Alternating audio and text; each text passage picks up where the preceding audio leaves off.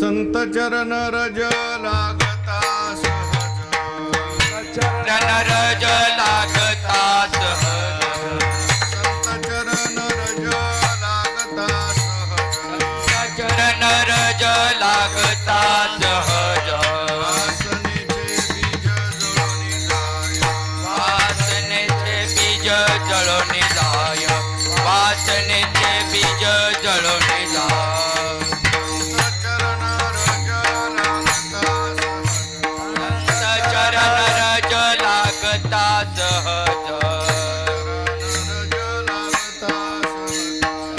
चरण रज लागता सहज, वासनेचे बीज जळून जाय, वासनेचे बीज जळून जाय. मग राम नामे उपजे आवडे, मग राम नामे उपजे आवडे, घडो घडी वाढू लागे, सुख घडो घडी वाढू लागे, कंठी प्रेम दाटे नैनी नीर लोटे, कंठी प्रेम दाटे नैनी नीर लोटे, हृदय प्रगटे राम रूप, हृदय प्रगटे राम रूप.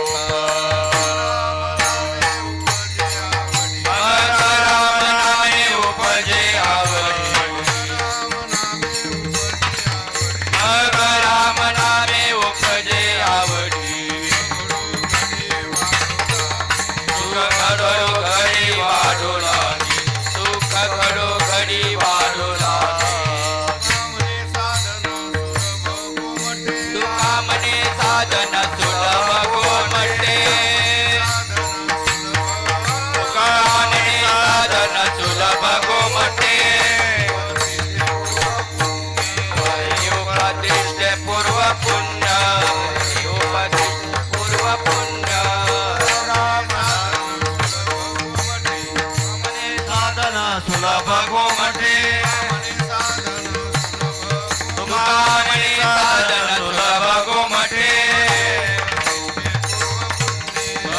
उपदिष्टे पूर्व पुण्य, उपदिष्टे पूर्व पुण्य. मग राम नामे उपजे आवडी, मग राम नामे उपजे आवडी, सुख घडोघडी वाढू लागे, सुख घडोघडी वाढू लागे. जय जय विठोबा रखुमाई,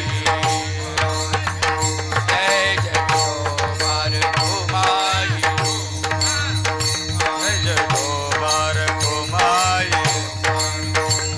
विठोबा रखुमाई, जय जय विठोबा रखुमाई, विठोबा रखुमाई, विठोबा रखुमाई,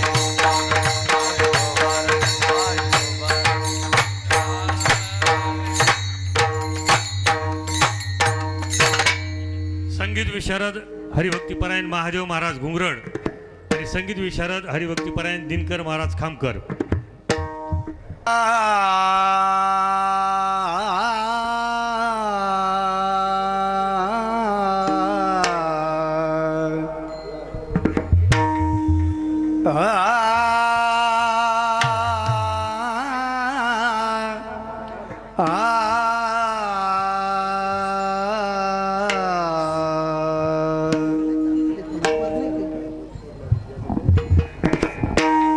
संत चरण रज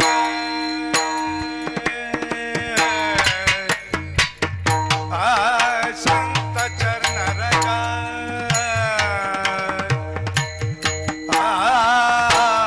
लागता सहज, लागता संत चरण रज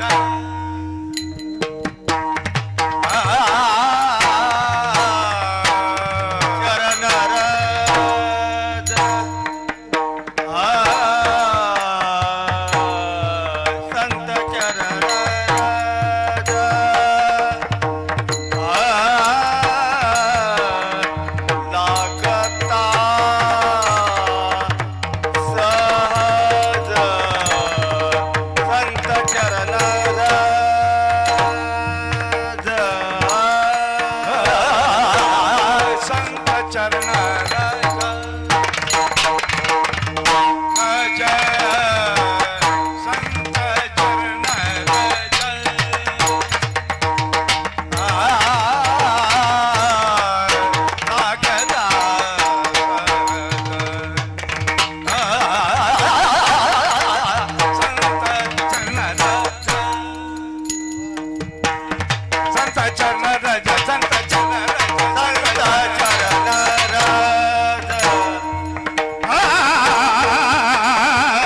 संत चरण रज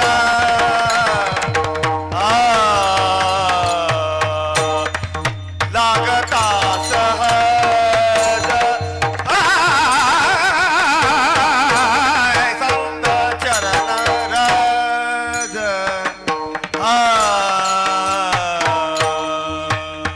वासनेचे बीज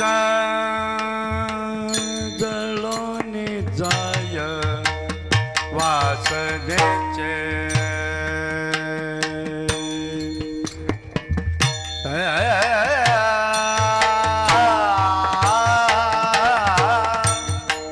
वासनेचे बीज जळोनी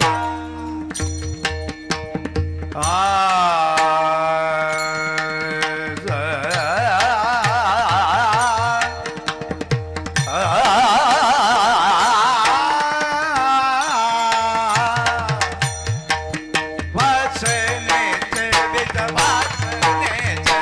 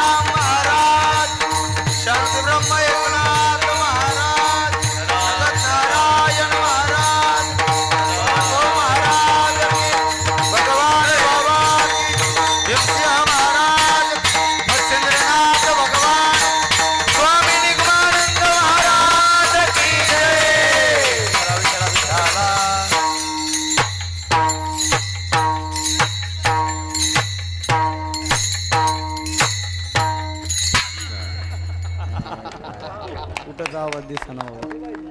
संत चरण रज लागता सहज वासनेचे बीज जळून जाय मग राम नामे उपजे आवडी सुख घडोघडी वाढो लागे कंठी प्रेम दाटे नयनी नीर लोटे हृदयी प्रगटे रामरूप मग राम नामे उपजे आवडी सुख घडोघडी वाढो लागे तुका म्हणे साधन सुलभ गोमटे परी उपतिष्ठे पूर्व पुण्ये मग राम नामे उपजे आवडी सुख घडोघडी वाढो लागे विठ्ठल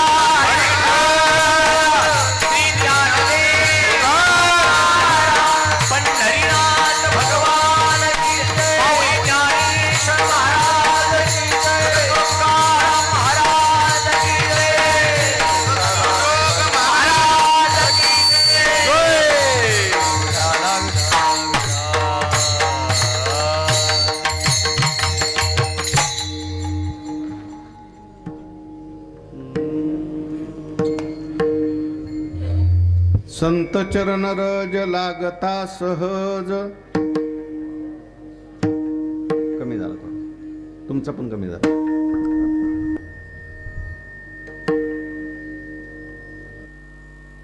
वासनेचे बीज जळून जाय मग राम नामे उपजे आवडी सुख घडोघडी वाढो लागे पांडुरंगा करू प्रथम नमन दुसरे चरणा संतांची त्यांच्या कृपादाने कथेचा विस्तारू बाबाजी सद्गुरुदास तुका नमो ज्ञानेश्वरा निवृत्ती उदारा सोपान देवा मुक्ताबाई नमो त्रिभुवन पावनी आद्यत्रय जननी देवाचे ओम नमो जी आद्या वेद प्रतिपाद्या जय जय स्वसंवेद्यात्मरूपा देवा तूची गणेशु सकलार्थमती प्रकाशो म्हणे निवृत्तीदासो अवधारे जो जी विठ्ठल विठ्ठल विठ्ठल विठ्ठल विठ्ठल संत चरण रज लागता सहज वासनेचे बीज जळून जाय मग राम नामे उपजे आवडी सुख घडोघडी वाढो लागे संत श्रेष्ठ जगद्वंद्य जगद्गुरु श्री तुकाराम महाराज यांचा हा 4 चरणाचा उत्कृष्ट आणि महत्त्वाचा असा अभंग आहे. आपल्या जीवनामध्ये संत चरण रज प्राप्ती झाल्यानंतर कसा कसा बदल घडतो याचं सुंदर असं मार्गदर्शन महाराजांनी या अभंगामध्ये केलेलं आहे. विठ्ठल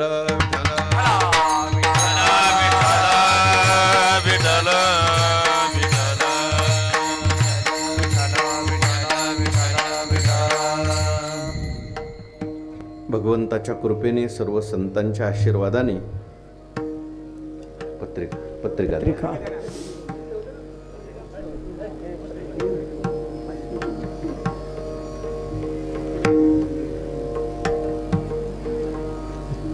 मत्स्येंद्रनाथ भगवंताच्या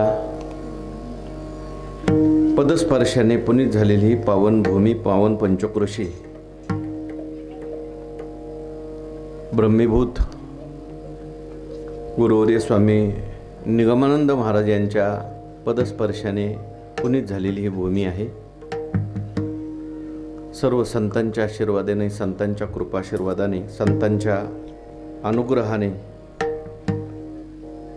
समस्त गावकरी मंडळी, मौजे, नांदीवाली सर्वांच्या सहकार्याने, सर्वांच्या प्रेमाने, वैकुंठवासी हरिभक्तीपरायण धोंडीराम महाराज यांच्या प्रेरणेने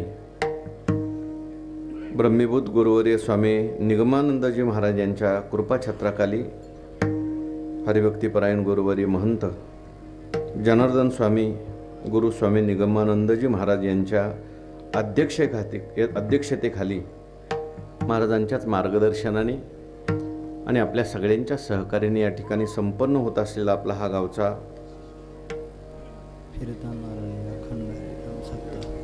कितवा आहे हा 47वा हा बाबांनी सुरू केलेली ही नारळी सप्ताहाची परंपरा. आणि या वर्षीचा हा नारळी सप्ताह आपल्या गावामध्ये म्हणजे बाबांच्या जन्मगावी या ठिकाणी भव्य आणि दिव्य प्रमाणामध्ये संपन्न होत असताना आजचा हा पहिलाच दिवस आहे. पहिल्या दिवसाची कीर्तन सेवा आपल्या सर्वांचं श्रद्धास्थान स्वानंद सुखनिवासी सद्गुरू जोग महाराज वारकरी शिक्षण संस्थेतील आमचे ज्येष्ठ गुरुबंधू, एक आदर्श विद्यार्थी, आदर्श शिष्य, ज्यांना निगमानंद बाबांचा वरदहस्त प्राप्त झाला असे असणारे आमचे जनार्दन महाराजांच्या आग्रहाने आमचे वारकरी शिक्षण संस्थेतील आमचे अध्यापक हनुमान चैतन्यजी महाराज यांच्या आग्रहाने, प्रेमाने आज माझ्याकडे ही सेवा आलेली आहे. सेवेकरता या ठिकाणी उपस्थित सर्व गुणीजन मंडळी, मृदंगाचार्य, दोन्ही मृदंगाचार्य एकदम तयार आहेत. गायक मंडळीसुद्धा एकदम ज्येष्ठ श्रेष्ठ त्यांच्या क्षेत्रातली आहेत. परिसरातील सर्व टाळकरी मंडळी, या परिसरातील सगळी महंत मंडळी आणि आमचे सगळे विद्यार्थी गुरुबंधू, पुढे बसलेले सगळे श्रोते सज्जन आणि माता भगिनी, सर्वांच्या चरणी मी वंदन करतो. आपण सर्वांनी मिळून टाळी वाजून कीर्तनात सहभागी व्हायचं. विठ्ठल विठ्ठला विठ्ठला विठ्ठला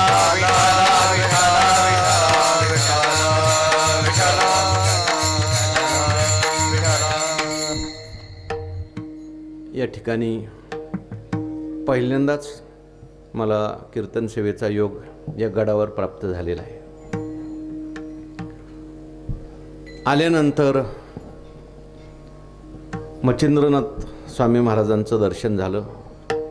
गडावर ते सगळं वैभव पाहिलं.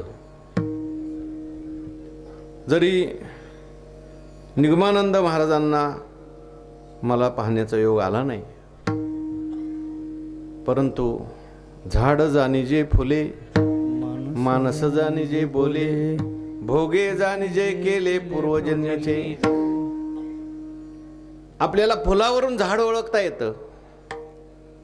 एखादी इमारत आपल्याला भव्य आणि दिव्य अशी दिसली, अनेक वर्षे इमारत टिकलेली असं दिसलं, समजायचं त्या इमारतीचा पाया मजबूत असला पाहिजे, भक्कम असला पाहिजे. तसं बाबांचं हे सगळं कार्य पाहिलं आणि मग बाबांच्या संबंधी आपल्याला अनुमान करता येतं की बाबा एक फार मोठी विभूती होती. विठ्ठल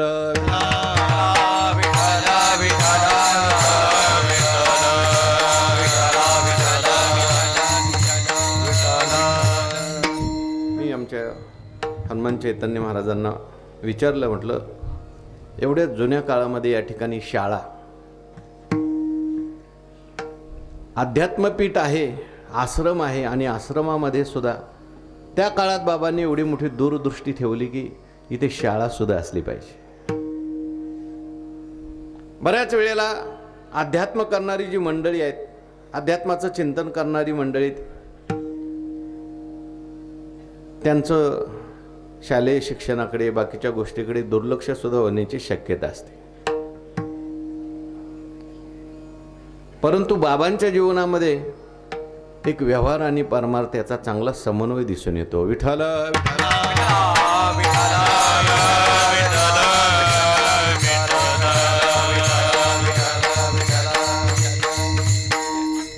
अध्यात्माबरोबरच आपली लौकिक उन्नती सुद्धा झाली पाहिजे. कुठल्या तरी गावाला मी एक कीर्तनाला गेलो होतो.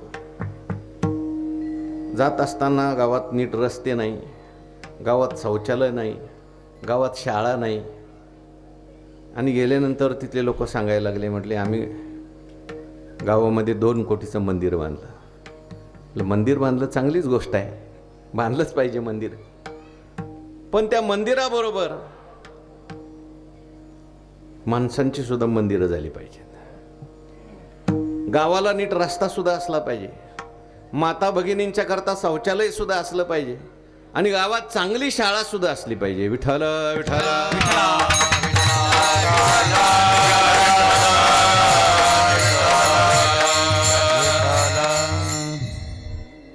ती दूरदृष्टी बाबांच्या मध्ये दिसून आली. ऋषिकेश सारख्या ठिकाणी त्यांनी अध्ययन केलं. हे शास्त्राचं सुद्धा त्यांना शास्त्राची चांगल्या प्रकारची दृष्टी होती. आणि या ठिकाणी आल्यानंतर वैकुंठवासी परमपूज्य वामन बाबा महाराज, मला वाटतं भीमसिंग महाराज यांचा सहवास त्यांना प्राप्त झाला. आणि त्यांच्या सहवासामध्ये वारकरी संप्रदायाची निष्ठेने त्यांनी सेवा केली. अनेक वर्ष वारी केली आणि आपलं जीवन ज्ञानेश्वरी गाथा भागवत हे आपलं त्यांनी जीवन बनवलं. त्यांना आमच्या हनुमान चैतन्य महाराजांनी आत्ता सांगितलं की मी विचारलं त्यांना मी कोणतं अनुष्ठान करू. ते म्हटले अनुष्ठान काय, ज्ञानेश्वरी गाथा भागवत हेच अनुष्ठान आहे. एवढी त्यांची संप्रदायाच्या ग्रंथावर संतावर निष्ठा होती. विठ्ठल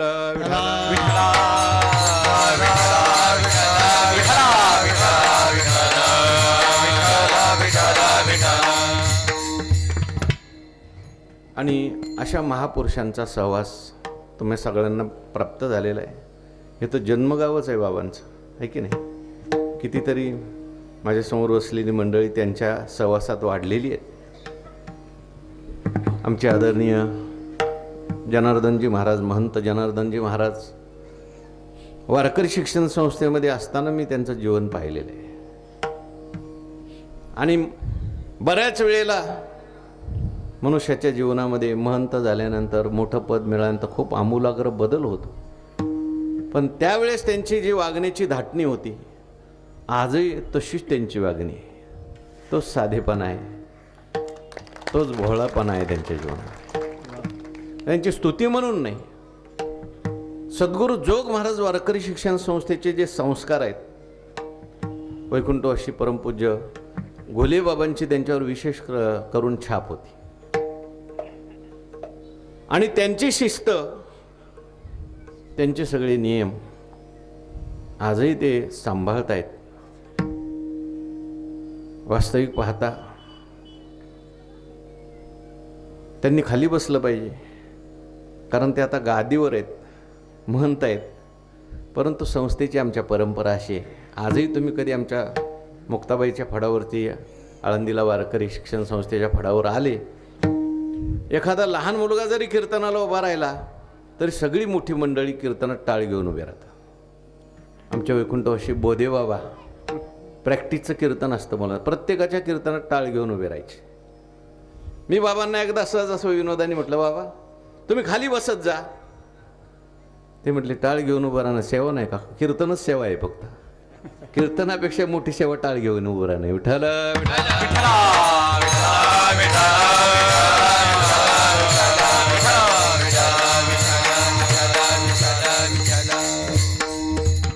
परंपरा तुम्हाला दुसरीकडे कुठे पाहायला मिळणार नाही.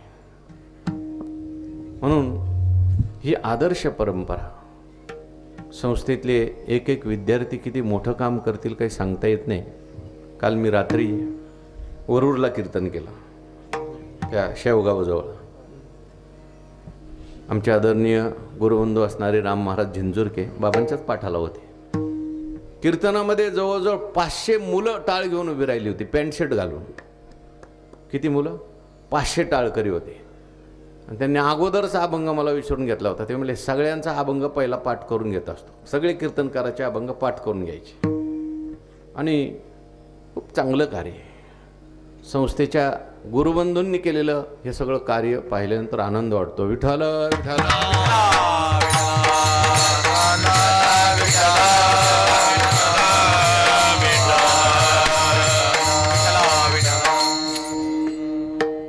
पहिलाच दिवस आहे आणि म्हणून नामपर अभंग घ्यायचा असतो. परंतु बाबांची जन्मभूमी आहे. थोडंसं बाबांचंही वर्णन आपल्या मुखातून घडावं. कारण पुण्यवंत व्हावे घेता सज्जनांची नावे, हरपले आपणपे पावे ते संता ते पाहता घेवसावे, मनोनी वानावे ऐकावे तेची सदा जे मुक्ता ते निर्धारिता, लाभे आपुलीची मुक्तता जैशी दीपे दिशे पाहता आपली वस्तू. संतांचं वर्णन घडावं म्हणून याच्यामध्ये संतांचंही वर्णन आहे आणि नामचिंतनाचंही वर्णन आहे. असा हा अभंग आहे. विठ्ठल.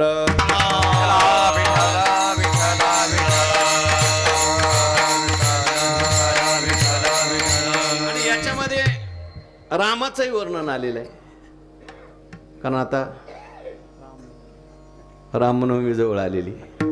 बहुतेक हे सगळे सप्ते जे आहेत ते रामनवमी करतायत. या अभंगामध्ये तुकाराम महाराजांनी आपल्या जीवनात रामाला कसं प्रगट करायचं आहे हे सांगितलंय. ऐका, माझ्याकडे लक्ष द्या. प्रत्येकाच्या हृदयामध्ये राम आहेच, आहे का नाही? आहे. तैसा हृदयामध्ये मी रामू असता सर्व सुखाचा सर्व घटे राम, सर्व घटे राम, देहा देही एक, सर्व घटे राम, सर्व घटी राम, सर्व घटी राम, देहा देही एक, सर्व घटी राम. सूर्य प्रकाशक सहस्र रश्मी, सूर्य प्रकाशक सहस्र रश्मी, हरि मुखे म्हणा, हरि मुखे म्हणा, हरि मुखे म्हणा, हरि मुखे म्हणा. सूर्यप्रकाश सहस्ररश्मी, सूर्यप्रकाश सहस्ररश्मी, सूर्यप्रकाश सहस्ररश्मी, हरि मुखे म्हणा, हरि मुखे म्हणा, हरि मुखे म्हणा, हरि मुखे म्हणा. सर्व गती राम देहा देही, गती राम देहा देही,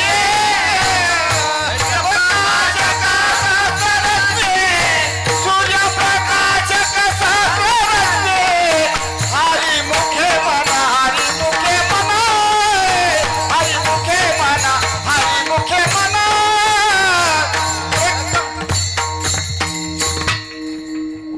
दुसरी सिंगल म्हणायची. सर्वा घटी राम देहा देही एक, एरवी सर्वांच्या हृदय देशी, मी अमुका आहे आईशी, बुद्धी स्फुरे अहर्निशी ते वस्तुगामी. राम नाही असं कोणीच नाही बरं का. रावणाच्या सुद्धा हृदयात कोण बसलाय? रामच बसलेला आहे. राम आहेच. राम म्हणजे सुख, राम म्हणजे आनंद. मग आपल्याला आनंद का मिळत नाही? आपल्या सगळ्यांच्या हृदयात राम बसलाय, मग आनंद का मिळत नाही?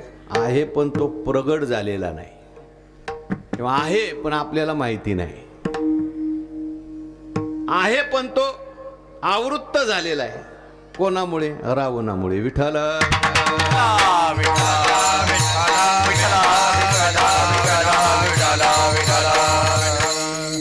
माणसाने मला विचारलं, महाराज पूर्वी रावण होता, त्याला मारण्याकरता रामप्रभूचा अवतार झाला, रावणाला मारलं, आता दरवर्षी रामजन्म कशाला करायचा, एवढा खर्च करायचा, सप्ताह करायचा, दरवर्षी रामजन्म कशा करता? पूर्वी रावण होता, मारलं प्रभू रामचंद्राने त्याला. मी त्याला म्हटलं, बाबा पूर्वी रावण होता आता नाही असं समजायचं काही कारण नाही. रावण म्हणजे कोणी व्यक्ती नाही बरं का, रावण ही वृत्ती आहे. रावण म्हणजे दुर्गुण आणि राम म्हणजे सद्गुण. हे दुर्गुणांचं आणि सद्गुणांचं सारखं युद्ध आपल्या अंतःकरणात चाललंय. कधी दुर्गुणांचा सद्गुणावर विजय होतो, कधी सद्गुणांचा दुर्गुणावर विजय होतो. सद्गुणांचा दुर्गुणावर विजय झाला तर सुख मिळतं आणि दुर्गुणांचा विजय झाला तर माणसाच्या जीवनात दुःख येतं. म्हणून जोपर्यंत मनात हे दुर्गुण आहेत तोपर्यंत आपल्याला रामजन्म साजरा करावा लागतो. कधी कोणता दुर्गुण येईल काय सांगता येत नाही बरं का. कीर्तनात झोप लागायला लागली की समजायचं कुंभकर्ण आला.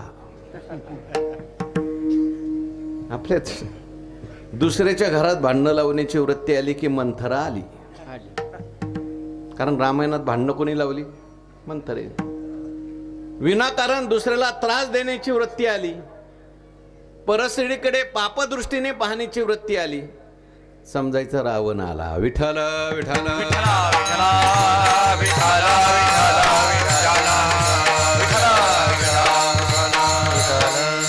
आणि म्हणून या दुर्गुणांना घालवण्याकरता दरवर्षी आपण रामजन्म साजरा.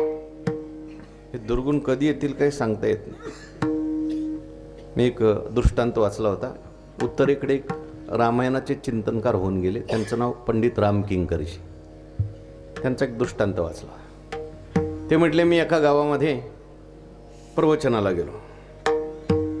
उत्तरेत दसऱ्याला रावण जाळण्याची पद्धत आहे. उत्तर प्रदेशामध्ये दसऱ्याला काय जाळतात? रावण तयार करतात. मोठा मोठा असा गवताचा रावण तयार करतात आणि त्याला ते जाळतात.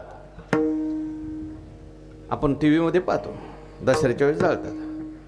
ते म्हटले, मी प्रवचनाला गेलो, कार्यकर्ते आले आणि म्हणायला लागले, महाराज काल आम्ही रावण जाळला. आणि बरं का महाराज, एवढ्या पंचकृषीमध्ये जेवढा मोठा रावण नव्हता तेवढा आमचा रावण मोठा होता. मग ते म्हटले, तुम्ही रावण जाळला पण बाहेरचा जाळला, पहिला हा स्पर्धारूपी आत रावण बसलाय तो जाळा म्हणे. म्हणजे परमार्थात सुद्धा आता स्पर्धा सुरू झालेली.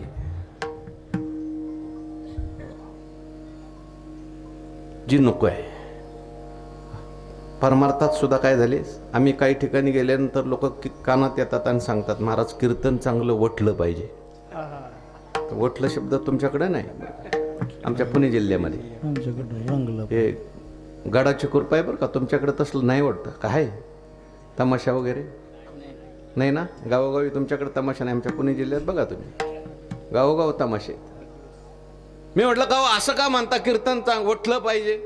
कीर्तन काय तमाशा आहे का? कीर्तन हे आपल्या उद्धाराचं साधन आहे, मनोरंजनाचं साधन नाही बरं का. ते म्हटले, अहो काय झालं, 2 महिन्यापूर्वीच खालच्या आळीचा सप्ताह झाला आणि त्यांच्या नाकावर टिचून आम्ही वरल्या आळीने ठेवलाय म्हटले. मी हात जोडले, म्हटलं बाबा हे कीर्तन सप्ताह ह्याच्या करता नाही, एक काय 10 करा सप्ते, पण रागद्वेष वाढवण्याकरता नको, कमी करण्याकरता करा. विठ्ठल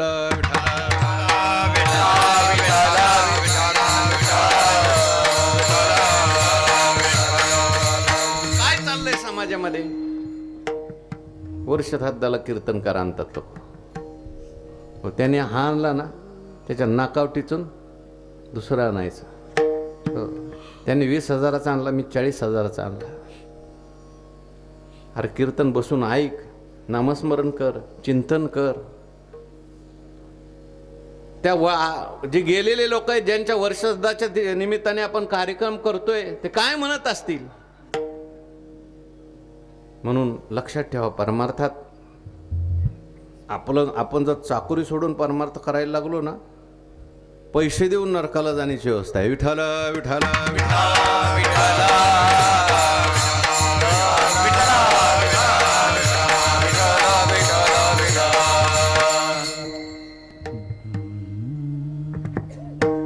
पूर्वीची मंडळी होऊन गेली, काही शिस्तीची मंडळी होऊन गेली.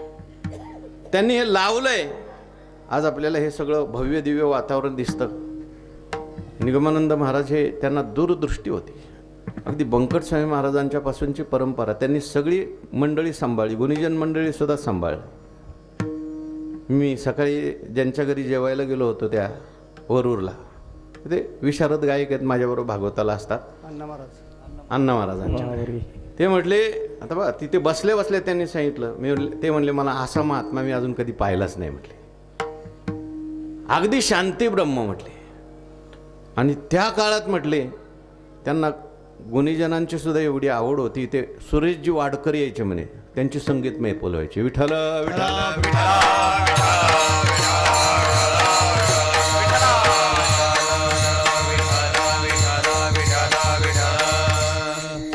रामाला आपल्याला प्रगट करायचंय. राम म्हणता रामची होई जे, राम म्हणता रामची होई जे, राम म्हणता रामची होई जे, राम म्हणता रामची होई जे, बैसोनी पदवी घ्यायचे, पदी बैसोनी पदवी बैसोनी पदवी घ्यायचे, पदी बैसोनी पदवी ऐसे सुख वचनी आहे, ऐसे सुख वचनी आहे.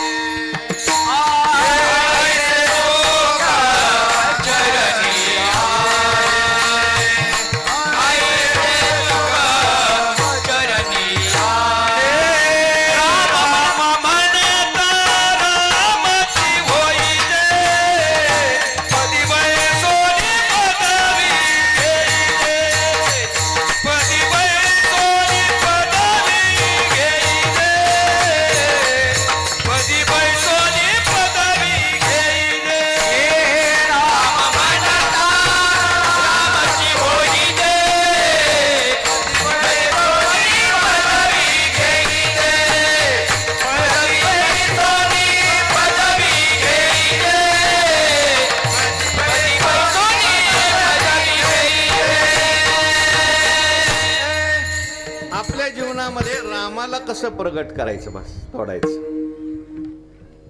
ते तुकाराम महाराजांनी पायरी पायरीने या अभंगात सांगितले बरं का. तसं पाहायला गेलं तर हा अभंग जो आहे सगळ्या गाथ्यामध्ये नाही. हा अभंग फक्त स्वानंद सुखनिवासी सद्गुरू जोग महाराजांच्याच गाथ्यामध्ये, वैकुंठवासी मामासाहेब दांडेकर यांच्याच गाथ्यामध्ये. इतर ठिकाणी हा अभंग क्षेपक मानला जातो. परंतु सद्गुरू जोग महाराज या अभंगावर चिंतन करायचे. मी जे चिंतन वाचलंय ते वैकुंठवासी मामासाहेब दांडेकर यांचं चिंतन माझ्याकडे आहे. विठ्ठल विठ्ठल विठ्ठल.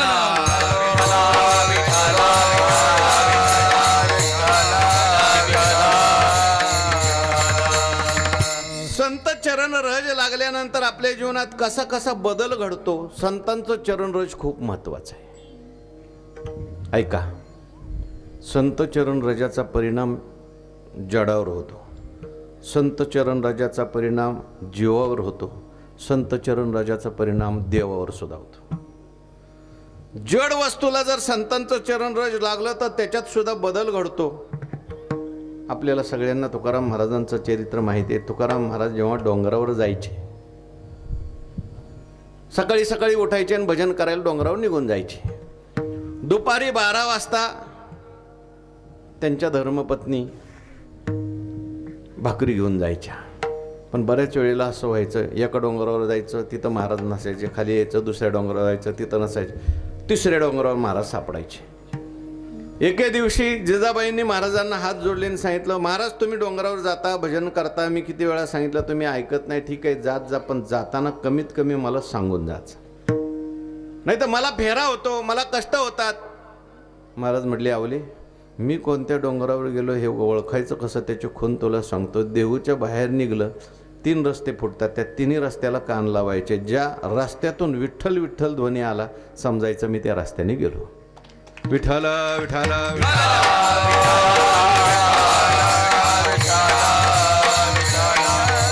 संत चरण राजाचा परिणाम जडावर झाला, लक्षात ठेवा. जनाबाईंनी ज्या गोवऱ्याला हात लावला त्या गोवऱ्यातून विठ्ठल विठ्ठल ध्वनी येत होता. तसा संत चरण राजाचा परिणाम देवावर सुद्धा होतो. भगवान परमात्मा भागवतामध्ये असं म्हणतात उद्धवजींना, माझ्या ठाई जे पवित्रपण ते मज भक्ताचे निजान, म्हणून मी भक्ता मागे आपण धावे चरण रज वंदाया. भक्त चरण रज वंदिता मज केवढी आली पवित्रता, माझी पायवनी वाहे माथा जाण तत्वता सदाशिव. उद्धवा, अरे माझ्या ठिकाणी जे पवित्रपण आहे ते माझं नाही, माझ्या भक्तांच्या मुळे आलेलं आहे. विठ्ठल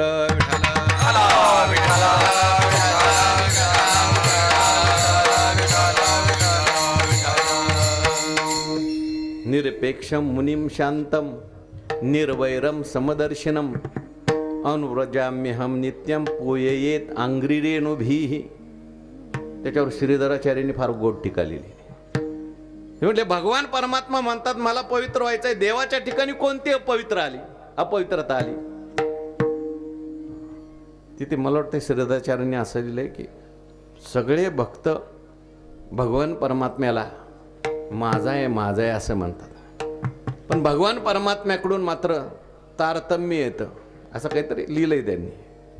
आणि तीच अपवित्रता म्हणून भगवान परमात्मा परत संतांच्या चरणराजाची इच्छा करतात.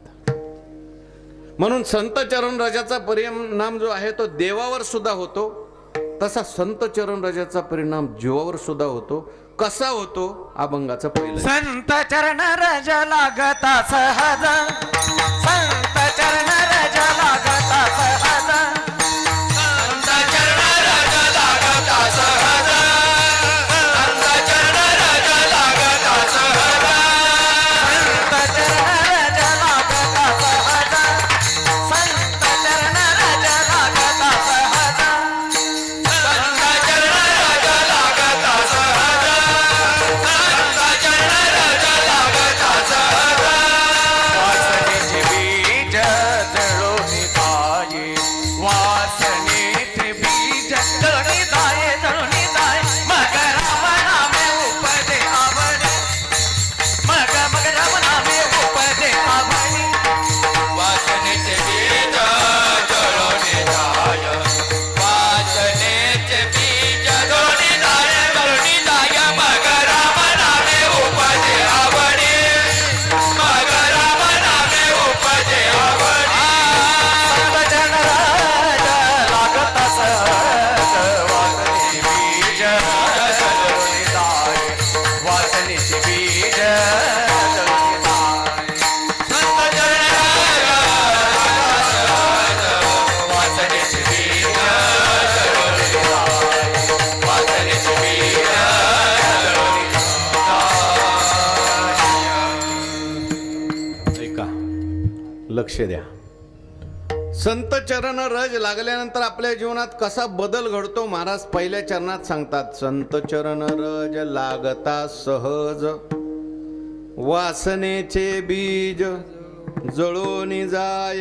संतांचं चरण रज आपल्याला सहज जरी लागलं तरी आपल्या जीवनातली वासना आहे त्या वासनेचं बीज आणि वासना सगळं जळून जातं. एवढं संत चरण रजाचं महत्व आहे. आता हे संत चरण रज म्हणजे काय? सहज का म्हटलेलं आहे? वासना कशाला म्हणतात? वासनेचं बी कोणतं? आणि संतांच्या सहवासात ते कसं जळतं? विठ्ठल विठ्ठला विठ्ठला विठ्ठला विठ्ठला विठ्ठला. पहिला शब्द आहे संत चरण रज. कशाला म्हणायचं संत चरण रज?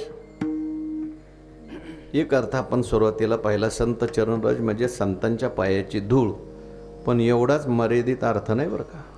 संत चरण रज म्हणजे नुसता संतांच्या पायांची धूळ एवढा मर्यादित अर्थ नाही. थोडा व्यापक अर्थ आहे. संत चरणरज म्हणजे काय, तर संतांचा उपदेश, याला संत चरणरज असं म्हटलंय. लक्षणेच्या दृष्टीने, लक्षार्थाच्या दृष्टीने संतांचा उपदेश हेच संतांचं चरणरज आहे. तुकाराम महाराजांचं चरणरज काय, तुकाराम महाराजांचा प्रत्येक अभंग आहे. ज्ञानेश्वर महाराजांचं चरणरज काय, ज्ञानेश्वरीतली एक एक ओवी आहे, हरिपाठातला एक एक अभंग आहे. आणि नाथ महाराजांचं चरणरज काय असेल, तर नाथ महाराजांची एक एक ओवी आहे. त्यांचं चरणरज आपल्याला सहज जरी लागलं तरी आपल्या जीवनात बदल घडवू शकतो. विठ्ठल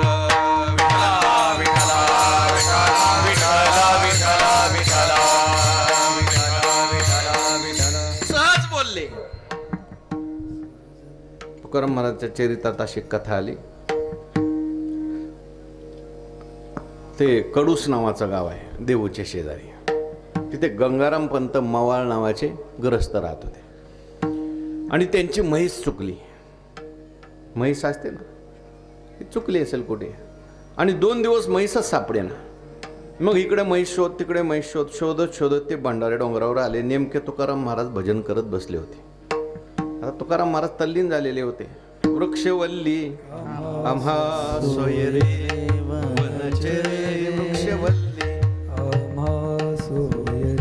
पक्षी सुस्वरे आळविती, वृक्षवल्ली आम्हा सोयरी वनचरे, वृक्षवल्ली आम्हा सोयरी. एकांतामध्ये आनंद घेत होते महाराज. येणे सुखे रुचे एकांताचा वास. आणि तिथे हा ग्रस्त गेला. महाराज महाराज, म्हणजे काय झालं, माझी म्हैस बघितली का. महाराज म्हटले म्हैशीच बघायच्या होत्या तर इकडं कशाला आलो असतो. आणि तुला सुद्धा सांगतो बाबा, तुझी म्हैस घरी गोठ्यात बांधलेली जा. पण एक सांगतो, लक्षात ठेव, हे आयुष्य म्हैशी बघण्याकरता नाही, देव पाहण्याकरता आहे. तो देव पाहण्याकरता काहीतरी प्रयत्न कर. एवढंच बोलले महाराज. तो घरी गेला आणि घरी गेल्यानंतर पाहिलं तो गोठ्यात म्हैस होती. चमत्कार वाटला ना. आणि चमत्काराशिवाय म्हैस पाहिल्यानंतर तिथेच म्हैस सोडली. तुकाराम महाराजांच्याकडे आला. म्हटलं आजपासून तुमच्या बरोबर देव पाहायला येणार. विठ्ठल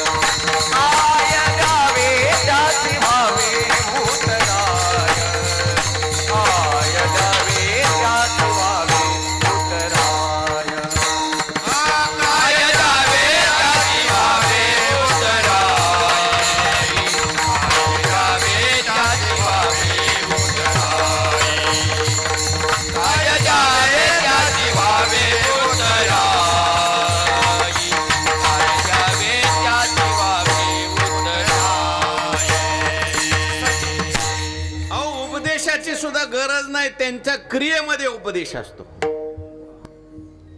जयाचे लिले माझी नीती जियाली असे. त्यांच्या प्रत्येक क्रिया सुद्धा उपदेश असतो.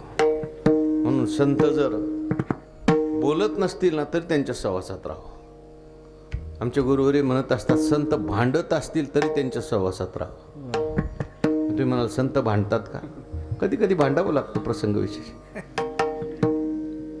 भांडत असतील तरी त्यांच्या सहवासात राहावं. का? कसं भांडायचं कळतं. विठ्ठल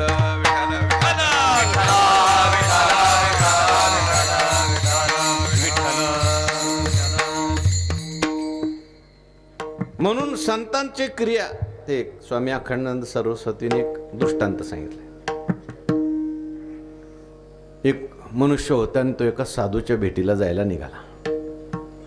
जाता जाता रस्त्यामध्ये घर लागलं. त्या घरामध्ये घराच्या बाहेर एक असा पिंजरा अडकवलेला होता आणि पिंजऱ्यात एक पोपट होता.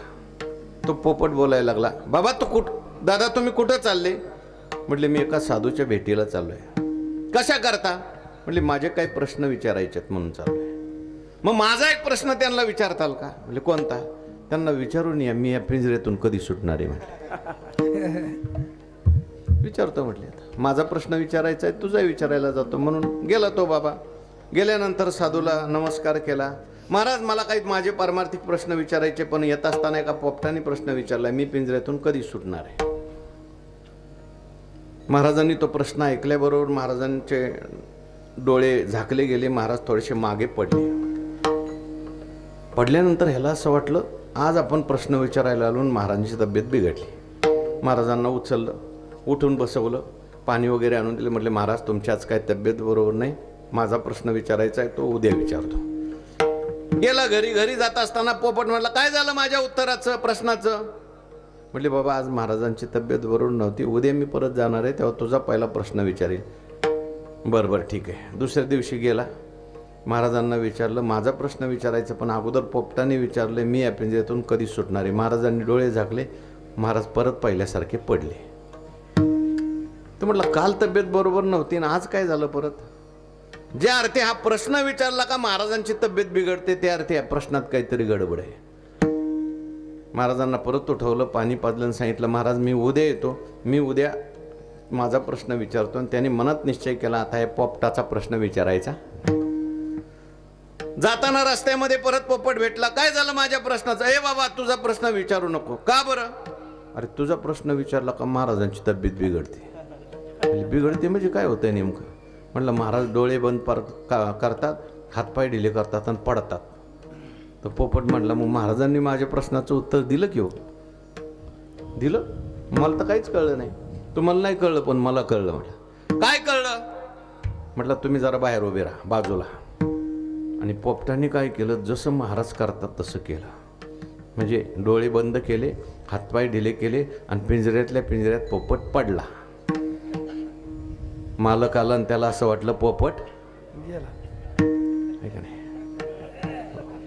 आता मेलेल्याला कोण ठेवलं पिंजऱ्यात? हे पिंजऱ्यात अडकले ना पोपट, सगळे वळवळ करतात म्हणून आहेत. विशेष करून रिटायर पोपटांच्या करता उपदेश आहे बरं का.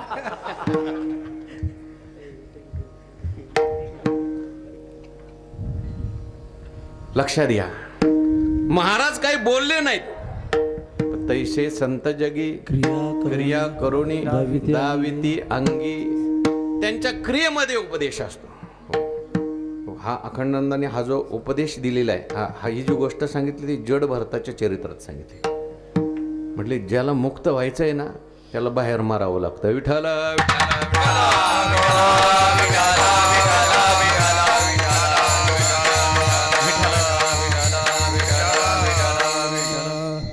जेवढे तुम्ही गुण दाखवणार तेवढे तुम्ही बद्ध होणार व्यवहारामध्ये कधी कधी. म्हणजे पुढची अवस्था आहे. आता हे सगळ्यांनाच हे लागू आहे असं नाही. मुक्त झाल्यानंतर सुद्धा एखादा गुण दाखवू शकतो. म्हणून कशा करता मी सांगितलं, संत चरण रज लागता सहज सहज शब्दासाठी मी बोललो. वासनेचे बीज जळून जाय. वासनेचं बीज जळून जातं म्हणतात. आता ही वासना म्हणजे काय हो नेमकं? कशाला म्हणायचं वासना? फार शास्त्री सांगत नाही तुम्हाला, सोपी व्याख्या सांगतो. वासना काय कशाला म्हणायचं आणि इच्छा कशाला म्हणायचं? आमच्या गुरुवारी सांगत असतात कुरेकर महाराज, इच्छा वेगळी आणि वासना वेगळी. पूर्ण होते ती इच्छा, कधीच पूर्ण होत नाही ती वासना. अज्ञानपूर्वक असते ती वासना, ज्ञानपूर्वक असते ती इच्छा किंवा आवड. आपल्याला आवश्यक आहे ते असावं वाटणं इच्छा, आणि आवश्यकता नसताना सुद्धा असावं वाटणं ही वासना आहे. कळलं का नाही कळलं? अजून सोपं करून सांगतो. आमचे गुरुवरी दृष्टांत सांगत असतात, भूक लागल्यानंतर जेवावं वाटणं इच्छा का वासना? बोला सगळ्यांनी. इच्छा. भूक लागल्यानंतर जेवावं असं वाटणं इच्छा का वासना? इच्छा. आणि जेवल्यानंतर तंबाखू खावं वाटणं वासना. तहान लागल्यानंतर पाणी प्यावं असं वाटणं इच्छा. आणि भलतं असेल तर प्यावं असं वाटणं. आपल्याला कपडे असावे वाटणं इच्छा आहे. प्रत्येकाची इच्छा आहे कपडे असावे वाटणं. पण किती कपडे असले तरी दुसऱ्याचं बघितलं की तसंच आपल्याला असावं वाटणं. एक बहादर मला म्हटलं, महाराज 365 दिवसाचे 365 ड्रेस शिवले फाकड्याने. चांगली गोष्ट आहे म्हटलं. मेल्यावर सरपण आणायचं कामच ठेवलं नाही. विठाला विठाला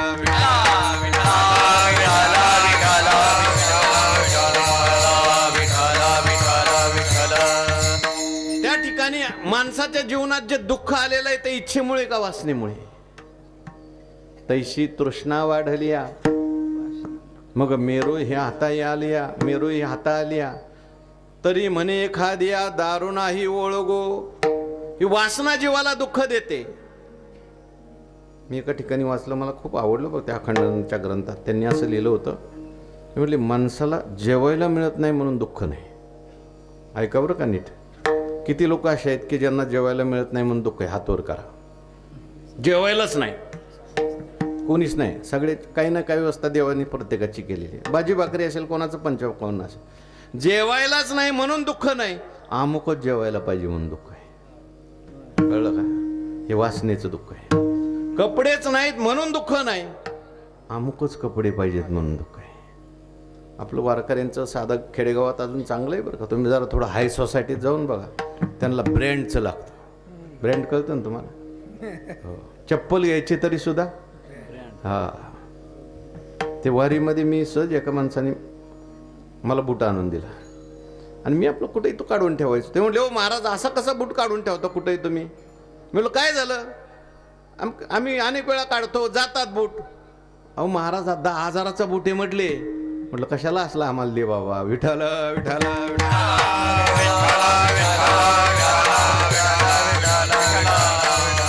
मी ब्रँड शिवाय घेत नाही. तो स्केचर्सचा बूट आहे म्हटलं. आपल्याला अजून माहिती नाही, चांगलं आहे ते. कशा करता मी सांगतोय, वासना जीवाला दुःख देते. वासना खूप वाईट. वासना जिवंत असतानाच दुःख देते असं नाही, वासना स्वप्नात दुःख देते. ज्ञानोबाराय बोलतात, नवल ऐके धनुर्धरा कैसा वासनेचा संसारा देहा होऊने दे उजगरा परी सुख दुःखे भोगी.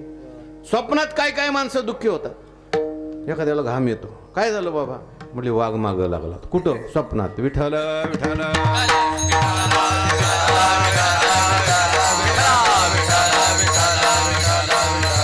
वासना माणसाला जन्म घ्यायला लावते.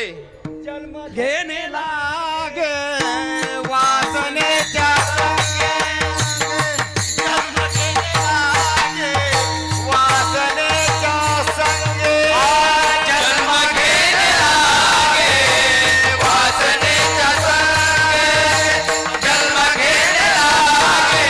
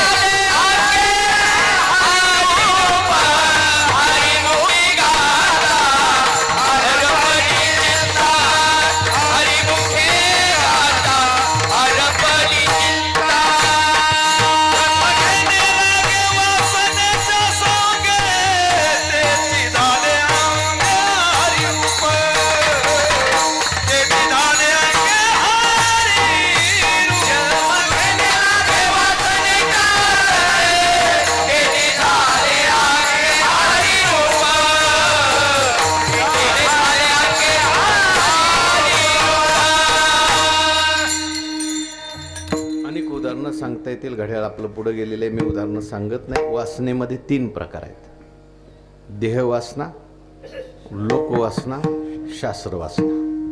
देहवासनेत आणखीन 3 प्रकार आहेत: आयुष्य वासना, आरोग्य वासना, सौंदर्य वासना. आयुष्य वासना असते माणसाला, मी भरपूर दिवस जगावं. पण प्रत्येकाचं आयुष्य ठरलेलं आहे. माणसाला भरपूर दिवस जगावं असं वाटतं, हे देहवासनेमुळे. बरं का, मी आत्मा आहे असं जर कळलं असतं तर त्याला जास्त जगावं का कमी जगावं वाटणार नाही. कारण आत्मा काय आहे? नित्य आहे. मी देह आहे असं वाटतं म्हणून मी जास्त दिवस जगावं वाटतं. देहवासना आहे, आयुष्य वासना आहे, आरोग्य वासना. मी कधी आजारीच पडू नये. पण शरीर आहे, शरीर दुःखाचे कोठार, शरीर रोगाचे भांडार, शरीर दुर्गंधीची थार नाही अपवित्र शरीर. सौंदर्य वासना आहे, मी कायम सुंदरच दिसलं पाहिजे, चांगलं दिसलं पाहिजे. पण काही काही माणसं काळं झालं तर, पांढरं झालं तर ते परत काळं करून टाकतात.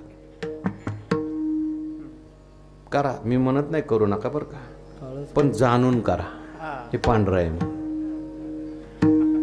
सौंदर्य वासना, लोकवासना. लोकांनी आपल्याला चांगलं म्हणावं. पण किती चांगलं, 4 चांगलं म्हणणारे असले तर 1 वाईट म्हणणारा असतोच. पण माणसाने आपलं चांगलं वागत राहावं, करत राहावं, लोकांच्याकडे जास्त लक्ष देऊ नये. आमचे वैकुंठवासी गुरुनाम गुरु मामासाहेब दांडेकर होते. त्यांना कीर्तनात कोणी फोटो काढलेला आवडत नव्हता. एका माणसाने त्यांचा फोटो कीर्तनात काढला. कीर्तन झाल्यावर त्याला बोलून घेतलं, रागवले. कशाला काढला रे माझा फोटो? म्हणजे हो, तुम्ही गेल्यानंतर तुमचं ध्यान करायला असू दे की आम्हाला फोटो. मामासाहेब रागवले, म्हटले मूर्खा, जन्मभर मी अभ्यास केलाय, हे मड म्हणजे मी नाही, कशाला मला त्यात घालतो? विठ्ठल विठ्ठल.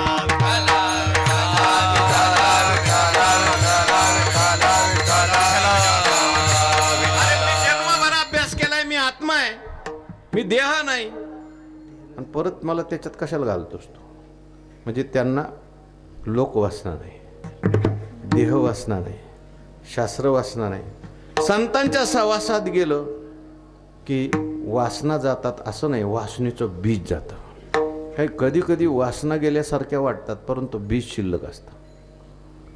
एखादा मुलगा लहानपणी म्हणतो आपल्याला विवेकानंद व्हायचंय, आपल्याला लग्न करायचं नाही, असं करायचंय, तसं करायचं, याव करायचंय. आणि 16, 17, 18 सुरू झालं की म्हणतो बघा ना लवकर. म्हणजे लहानपणी वासना नव्हती पण बीज शिल्लक होतं. एखाद्या माणसाला झोप लागली, झोपेत वासना आहे का? झोपेत एखादा मनुष्य झोपला असेल, ज्ञानोबराय म्हणतात, निद्रिताच्या उशासी सर्पतस्तैसी उर्वशी तैसी स्वरूपस्थासी देही द्वंद्वे.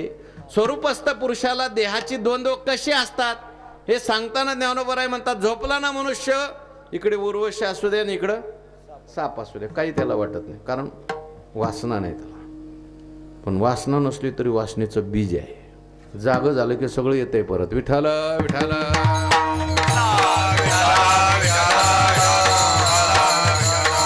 वासनेचं बीज आहे अज्ञान. अज्ञानामुळेच वासना तयार होतात. हो, ज्ञानोबारांनी फार सुंदर सांगितले, आता थोडी अशी गोठी सांगिजेल परेशी, जे अहंकार तनुशी वालप पडले, मग इच्छा हे कुमारी झाली, ते कामाच्या तारुण्य आली, ते तद्वेषेशी मांडिली वराडिक तया दोस्तव जन्मला, द्वंद्व मोह जाहला, तो आज्याने वाढविला अहंकारे, तेने भूते भांबावली, मग संसाराच्या आडवा माझी पडली, मग महादुःखाच्या घेतली दांडेवरी. सगळ्याला कारण जर काय असेल तरी वासना आहे. मग संतांच्या सहवासात गेले की संत जे असतात ते ज्ञान देतात.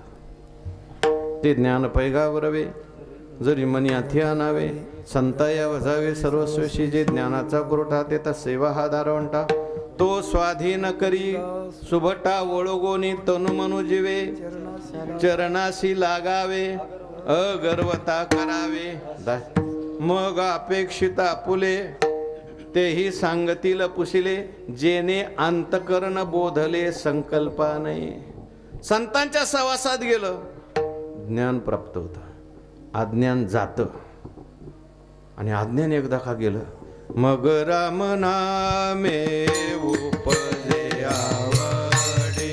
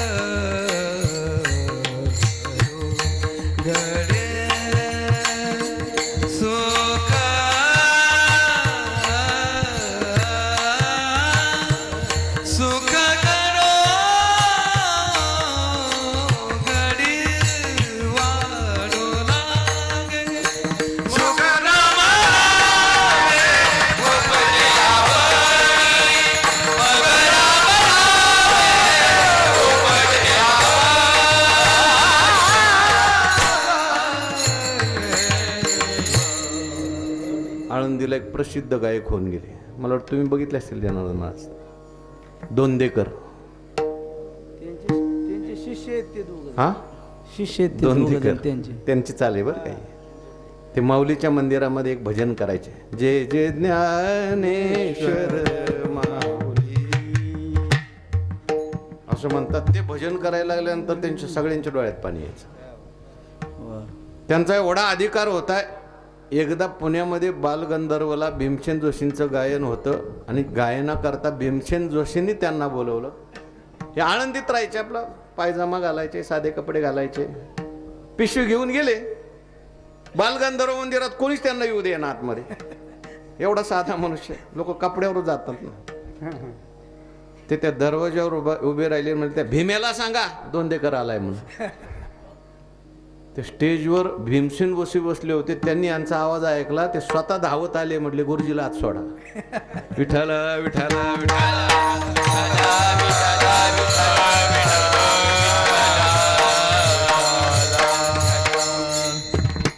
संतांच्या सहवासात गेल्यानंतर पुढं काय होतं?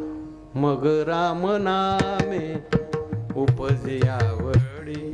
मग आपल्या जीवनामध्ये राम नामाची आवड निर्माण होते. जोपर्यंत वासना आहेत ना, तोपर्यंत वासनेचा परमार्थ असतो. आणि संतांच्या सहवासात गेलं की वासनेचा परमार्थ संपतो आणि आवडीचा परमार्थ सुरू होतो. लक्षात ठेवा, आपला परमार्थ हा वासनेचा नको, मला हे पाहिजे, मला ते पाहिजे, मला ह्याच्यासाठी परमार्थ. सुरुवातीला ठीक आहे, पण आपला परमार्थ आवडीसाठी पाहिजे. कशासाठी वारी करता? आनंदासाठी. कशासाठी भजन करता? आनंदा करता. विठ्ठल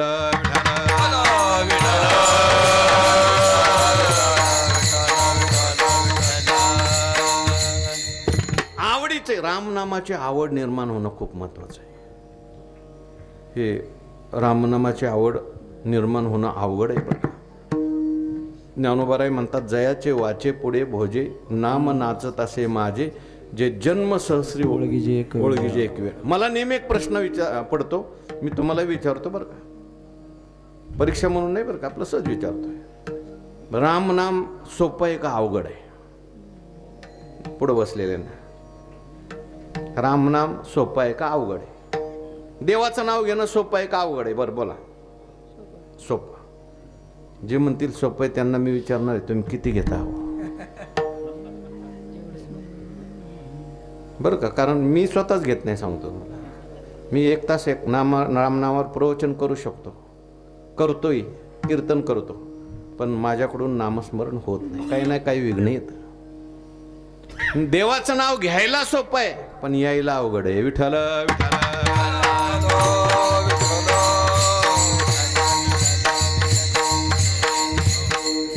राम नाम येण्याकरता फार पुण्य पाहिजे. जन्मोजन्मांतरी असेल पुण्य सामोग्री, तरीच नाम ज्योती येईल श्रीरामाचे. जन्मोजन्मांतरी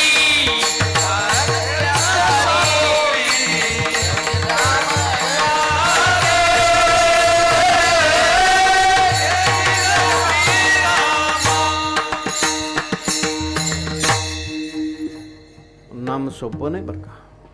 नाम खूप श्रेष्ठ आहे, परंतु नामाचं महात्म्य आपल्याला कळत नाही, मूल्य आपल्याला कळत नाही. त्या तुलसी रामायणामध्ये सुरुवातीला नाम रामायण आलंय. तुलसीदास महाराज म्हणतात, नाम म्हणजे रत्नासारखं आहे, पण रत्न कळण्याकरता मनुष्य रत्न पारखी लागतो. आपण सगळी गाजर पारखी माणसं आहे, रत्न पारखी नाही. रत्न पारखी कोण म्हटले? पहिले रत्न पारखी गणपती बाप्पा. म्हणून गणपती बाप्पा सतत रामनाम घेतात, म्हणून त्यांचा पहिला पूजेचा मान आहे. तुलसीदास महाराजांचे दोहे आहेत, चौपाई आहेत.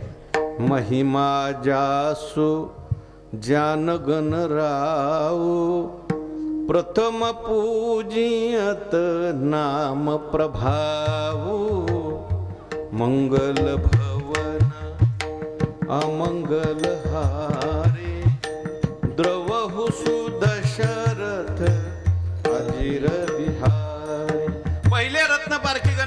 पहा, दुसरे रत्न पारखी भगवान शंकर. भगवान शंकर सुद्धा सतत रामनाम घेतात बरं का. आपल्याला सगळ्यांना कथा माहिती आहे, देव आणि दानव यांनी समुद्राचं मंथन केलं. पहिलं हालाहाल विष निघालं. विष निघाल्यानंतर देवही पळून जायला लागले, दानवही पळून जायला लागले. भगवान म्हटले थांबा थांबा, का पळता? म्हटले देवा तुम्ही म्हटले होते अमृत निघणार आहे म्हणून आम्ही मंथन करायला आलो, हे भलतंच निघालं. भगवान म्हटले ज्याला अमृत पाहिजे ना पहिलं त्याला विष सहन करावं लागतं. सुखाचं अमृत पाहिजे का पहिलं दुःखरूपी विष सहन करावं लागतं. पळू नका, हे विष घ्या आणि भगवान शंकरांकडे जा. ते विषाचा कलश घेतला आणि भगवान शंकराकडे गेले कैलास पर्वतावरती. लांबूनच पार्वती मातेने पाहिलं. धावत पळत पार्वती माता भगवान शंकराकडे गेले. म्हटले देवा अमृत मंथन झालं वाटतं, आपला वाटा घरपोच आला वाटतं घरी. भगवान शंकर हसले. म्हटले अगं पार्वती, खरंच जर अमृत निघालं असतं ना तर यांना आपली आठवण झाली नसती. हे विष निघाले म्हणून आपल्याकडे आले, पण काय हरकत नाही आपण विष घेऊ. भगवान शंकरांनी विष घेतलं असं म्हणतात, पण ते विष जे होतं ते हालाल विष होतं. दाह व्हायला लागला सगळा. म्हणून डोक्यावर गंगेला बसवलं तरी दाह व्हायला लागला, चंद्राला बसवलं तरी दाह व्हायला लागला, गळ्यामध्ये साप बांधले तरी दाह व्हायला लागला. शेवटचा उपाय भजन करी महादेव, भजन करी महादेव,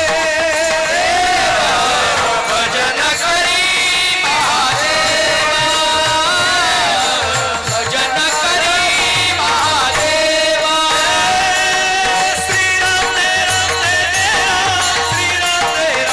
जय राम, श्रीराम जय राम जय राम,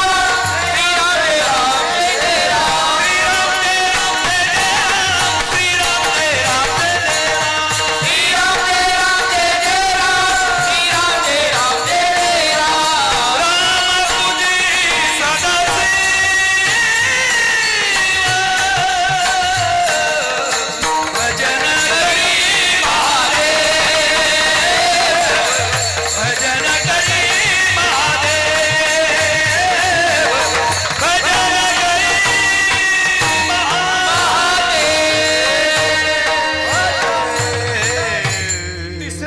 पारखी हनुमंतराय. हनुमंतराय सुद्धा सारखं भजन करतात बरं का. श्रीराम जय राम जय जय राम. एकदा रामप्रभू आले तरी सुद्धा हनुमंतराय भजन करत होते. अरे मी आलोय आता माझं भजन कसं करता करतो. हनुमंतराय म्हणले देव तुमच्यापेक्षा तुमचं नाम श्रेष्ठ आहे. त्वया एका तारिता अयोध्या नामनाच भुवनत्रयम. तुमच्यापेक्षा नाम चांगले चांगले माझे कंठी राहो भले. चौथे रत्न पारखी वाल्मिक ऋषी. अशी कितीतरी रत्न पारखी आहेत बरं का देवाचं नामस्मरण. तुलसीदास महाराजांनी नाम रामायण लिहिलंय. ते म्हणले तुमच्या रामाने काय काय केलं मला सांगा, मी देवाच्या नामाने त्याच्यापेक्षा जास्त कसं केलं हे सांगतो. काय काय केलं रामाने त्यांनीच सांगितलं.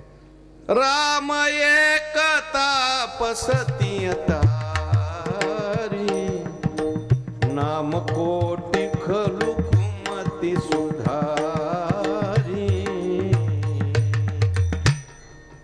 ना रामाने फक्त एका अहिल्याचा उद्धार केला, पण आमच्या नामाने तुमच्या आमच्या कोट्यवधी बुद्धिरूपी जड झालेल्या अहिल्या त्यांचा उद्धार केलाय. रामप्रभूंनी एकच रावण मारला, पण नामे ही तारिले कोट्यानु हे कोटी. नामेची वैकुंठी बैसविले. वालकोळी महाचारी, वालकोळी महाचारी, नामे तारिला निर्धारी, नामे तारिला निर्धारी.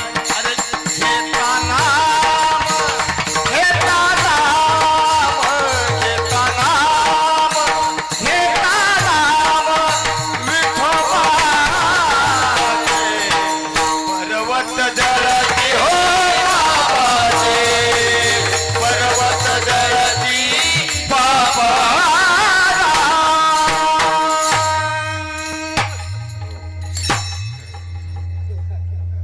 नामस्मरण घ्यायचंय बरं का. मग राम नामे उपजे आवडी. आणि एकदा का रामनामाची आवड झाली की मग माणसाच्या जीवनात सुख घडो घडी वाढो लागे. सुख वाढायला लागतं. एक सुख असं आहे ते कमी कमी होतं. एक सुख असं आहे की ते कमी होत नाही, वाढतही नाही. आणि एक सुख असं आहे ते नुसतं वाढत राहतं. विषयाचं सुख कमी कमी होतं. ब्रह्मसुख जसं आहे तसंच राहतं. पण ज्ञानोत्तर भक्तिप्रेमाचं सुख निघे उतार चढते. संतांच्या सहवासात नामाचं सुख असं वाढत जैशी वर्षा काळे सरिता. आणि एकदा का सुख वाढलं की त्याची चिन्ह सगळी चेहऱ्यावर दिसायला. कंठी प्रेम दाटे नयन नीर लोटे. कंठी प्रेम दाटे नयन नीर लोटे. प्रेम दाटे नयन नीर लोटे. कंठी प्रेम दाटे नयन नीर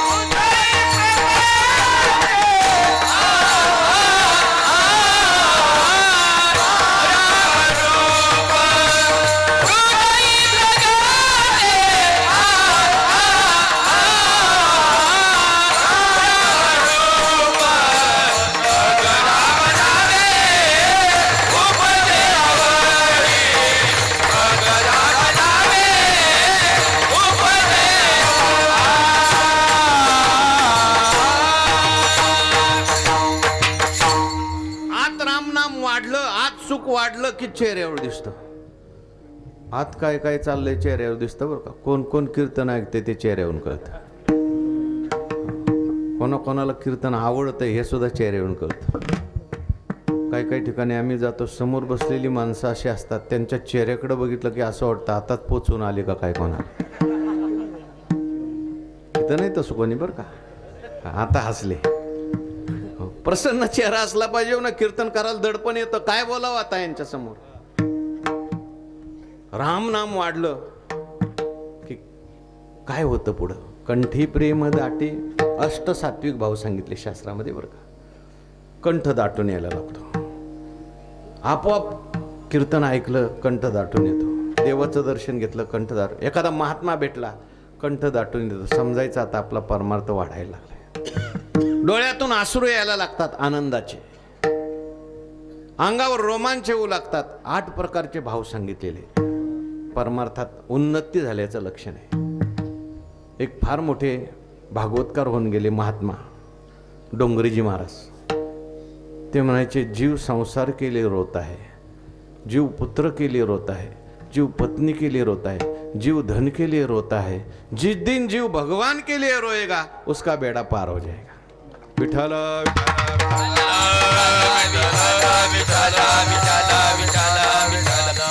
तुका म्हणे साधन सुलभ गोमटे परिपतिष्ठे पूर्व पुण्य. मग राम नामे उपजे आवडी. सुख घडोघडी वाढो लागे. म्हणून आता नुसतं रामनामाबद्दल सांगणं सोडा, करायचंय आपल्याला. बघू आता कोण किती नामस्मरण करतंय बरं का. सगळ्यांनी नीट बसा. पुरुष मंडळी, टाळकरी मंडळी सगळी माझ्याबरोबर म्हणतील. आणि या माता भगिनी आहेत ना, या मागून म्हणतील. पुरुष मंडळी सगळे हातवर करून म्हणतील, टाळी वाजवून बरं का. माता भगिनी सुद्धा टाळ्या वाजवतील, पण नंतर म्हणतील कोणाचा आवाज जास्त येतोय आपल्याला बघायचंय. पुरुष मंडळी म्हणताना फक्त पकवाज वाजेल. माता भगिनी म्हणताना पकवाज वाजणार नाही. विठोबा रखुमाई,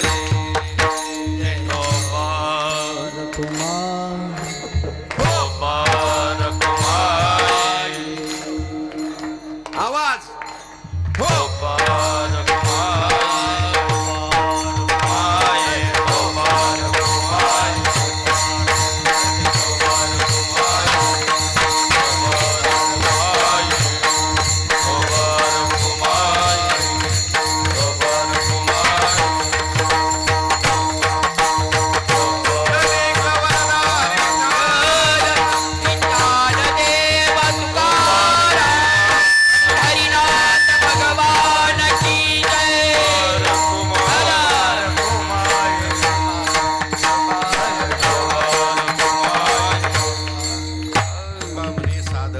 बघो मटे परी उपतिष्ठे पूर्व पुण्ये मग राम नामे उपजे आवडी सुख घडो घडी वाढो लागे ज्ञानेश्वर ज्ञानराज माऊली द्वारा ज्ञानेश्वर माऊली ज्ञानराज माऊली माऊली ज्ञानेश्वर माऊली द्वारा माऊली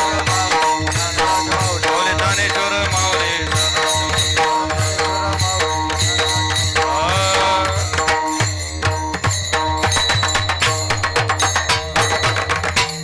आपली वेळ संपलेली आहे आणि म्हणून मी या ठिकाणी थांबलोय.